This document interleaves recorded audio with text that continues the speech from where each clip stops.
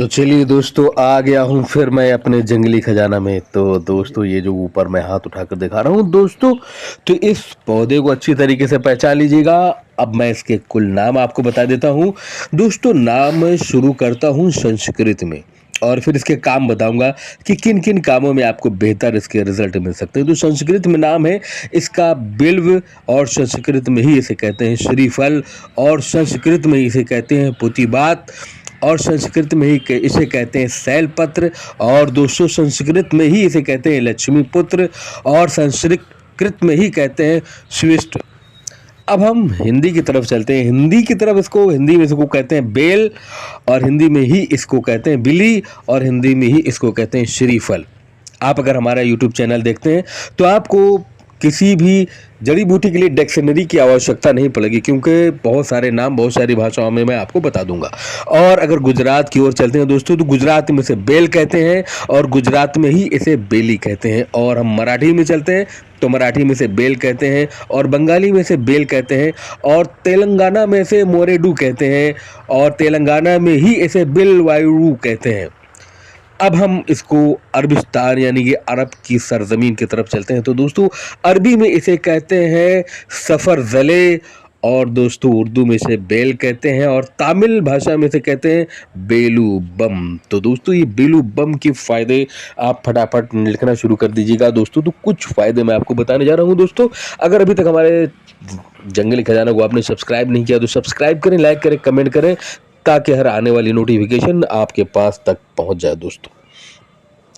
तो दोस्तों, सबसे पहले बात तो ये है कि अगर आपको मदंगनी यानी कि आपको भूख ना लगने की शिकायत है, और आपकी पाचन शक्ति बहुत ही कमजोर हो गई है, और आप खाना तो आपके सामने आता है लेकिन आपको खाना भाता नहीं है आपके दिलो दिमाग में, अगर आपको खाना देख लेते हैं तो आपको अजीब सा लगता है दोस्तों, तो इसके लिए मैं आपको बेहतर इसका योग बताने वाला हूं दोस्तों। तो इसको अच्छे से पहचान लीजिएगा, ये बहुत ही बड़ा दरख्त होता है दोस्तों।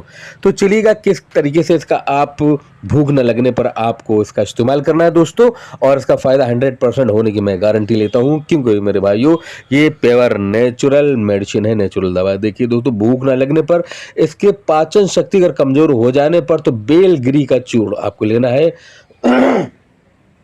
और इसमें बेलगिरी जो आप देख रहे हैं इसका चूर्ण लेना है, और छोटी पीपली लेना है, और वंशलोचन, और इसके साथ में लेना आपको मिश्री 4 ग्राम।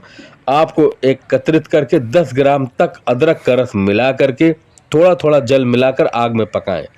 जब जल गाढ़ा हो जाने पर इसको दिन में 2-3 बार चटाइएगा। आपको किसी भी तरीके की भूख नहीं लग रही है, आपके लिए बहुत फायदेमंद होगा। मुझे लगता है कि मैं सही से बता नहीं पाया हूँ, एक दफ़ा फिर मैं आपको बता देता हूँ दोस्तों इसका इस्तेमाल किस तरीके से करना है।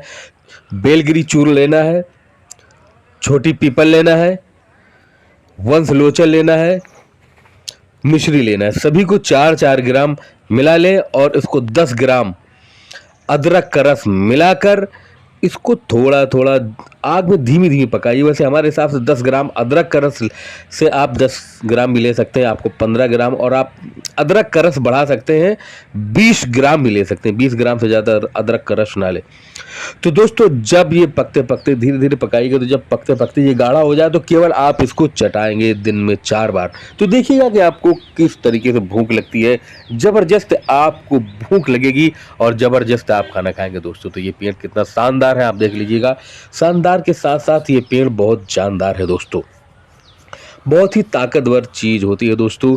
अब अगर से आपको रतौंधी की शिकायत है, तो दोस्तों रतौंधी यानी कि रात में कम दिखाई देना, इसको रतौंधी कहते हैं, या कि किसी भी तरीके से आपको कम दिखाई देता है, तो इसके लिए आपको क्या करना है कि 10 ग्राम ताजे बेल के पत्तों को 7 नग काली मिर्च के साथ पीसकर 10 ग्राम जल में छानकर 25 ग्राम मिश्री या शक्कर मिलाकर सुबह शाम पिलाने से आपको जो आँख में रात में आँखों से कम दिखाई देता है, वो आपको बेहतर दिखाई देने लगेगा, जिसे रतौंधी कहते हैं। रतौंधी तो बिल्कुल ठीक हो जाएगी। तो दोस्तों, रतौंधी के लिए एक योग और मैं बता देता हूँ। बेल पत्र का रस 10 ग्राम, गाय का घी 6 ग्राम, कपूर देशी 1 ग्राम, तांबी की कटोरी में इतना रगड़ें कि काला सुरमा बन जाए। अब जब काला सुरमा बन जाए तो रोज रात को सोते टाइम इसे आंखों में लगाएं।